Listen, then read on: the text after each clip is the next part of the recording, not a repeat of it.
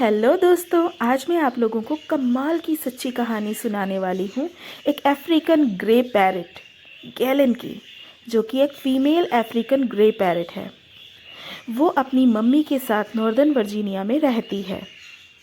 उसकी mummy animal seater का काम करती है, यानी ऐसे एनिमल्स जिनके मम्मी पापा उनके साथ घर में वक्त नहीं दे पाते ज़्यादा, तो उनकी ज़रूरतों को पूरा करने का काम उसकी मम्मी करती है।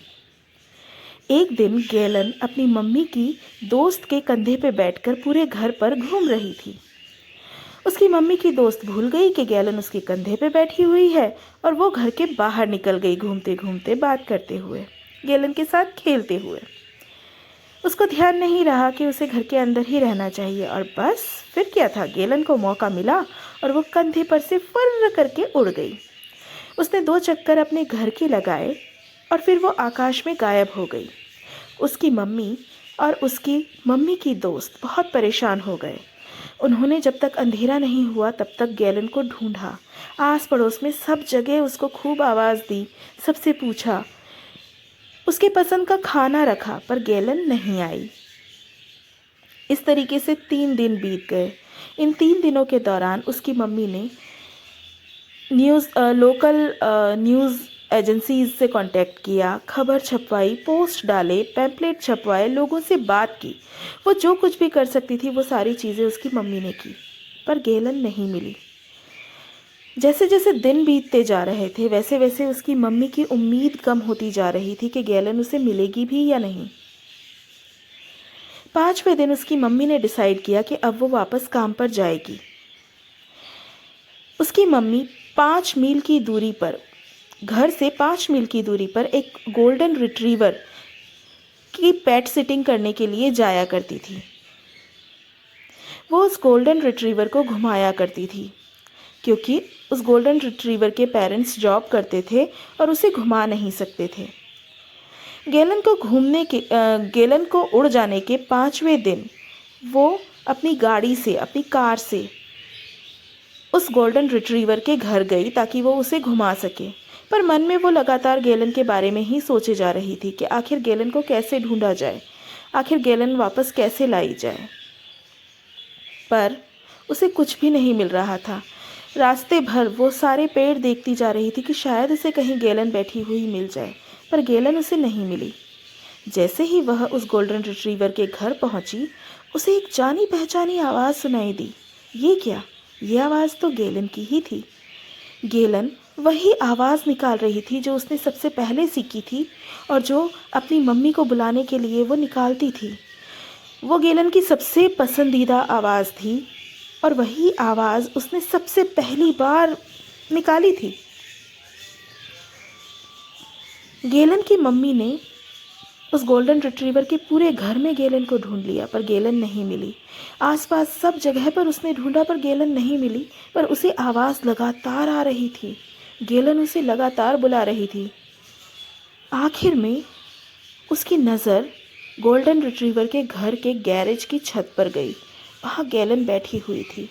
गैलन के पंख टूटे हुए थे, उसकी छाती के पंख फूले हुए थे, उसका शरीर बहुत कमज़ोर हो गया था, काफ़ी सारी चोट लगी हुई थी। खाना नहीं मिलने के कारण उसकी छाती की हड्डी निकल गई थी, पर वो लगातार अपनी मम्मी को आवाज़ दे रही थी। वो वही आवाज़ निकाल रही थी जो वो घर पर निकाला करती थी।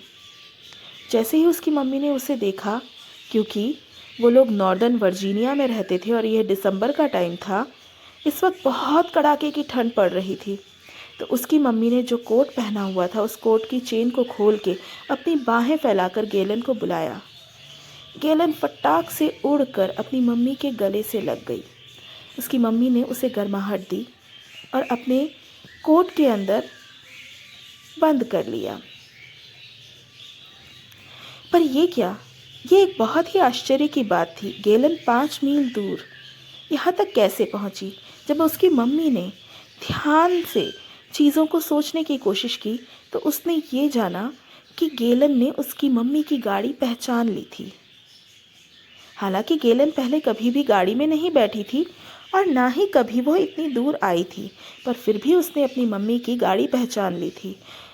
फिर जब उसकी मम्मी उस गाड़ी से बाहर निकली तो उसने अपनी मम्मी को पहचान लिया था, और वह सिर्फ अपनी मम्मी को बुलाने के लिए ही आवाज़ दे रही थी। और जैसे ही उसकी मम्मी ने उसे देखा, वो अपनी मम्मी के पास चली गई। गैलन ने घर जाने के बाद 3 दिन तक एक शब्द भी नहीं बोला। वो इतने शौक में थी, इतनी घबराई हुई थी, उसको काफ़ी सारी चोट लगी हुई थी, वो कमज़ोर हो गई थी। तो उसने घर जाने के 3 दिन बाद तक एक शब्द भी नहीं बोला। यानी वो जो बोल रही थी वो सिर्फ अपनी मम्मी को बुलाने के लिए ही बोल रही थी, क्योंकि उसने अपनी मम्मी को पहचान लिया था। उसे वापस अपनी मम्मी के साथ अपने घर जाना था।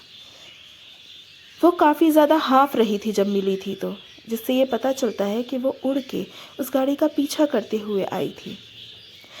उसकी मम्मी ने उसे डॉक्टर को दिखाया और डॉक्टर ने बोला छोटी मोटी चोट के अलावा वो बिल्कुल ठीक है। 3 दिन तक उसने जमकर खूब सारा खाना खाया और 15 दिन में वो बिल्कुल ठीक हो गई। आज भी गैलन अपनी मम्मी के साथ नॉर्दर्न वर्जीनिया में रहती है। आज भी उसकी मम्मी एनिमल सेटिंग का काम करती है। अब गैलन है 17 साल की। तो है ना कमाल की बात। कैसे है ना, ये प्यारे पालतू बच्चे भी कितने समझदार होते हैं, सोचते हैं, समझते हैं, जानते हैं, हमसे प्यार करते हैं। गैलन ने एक बार उड़ के जो बुरा अनुभव देखा था, उसके बाद वो कभी घर से नहीं उड़ी। अब तो उसकी मम्मी उसे घुमाने भी ले जाती है कार में, पर वो उड़ के कहीं नहीं जाती अपनी मम्मी से दूर, क्योंकि उसको पता है कि उसे उसकी मम्मी से दूर नहीं जाना है। तो एक बार फिर इस कहानी के अंत में भी मैं आपको वही कहूँगी जो हर कहानी के अंत में कहती हूँ।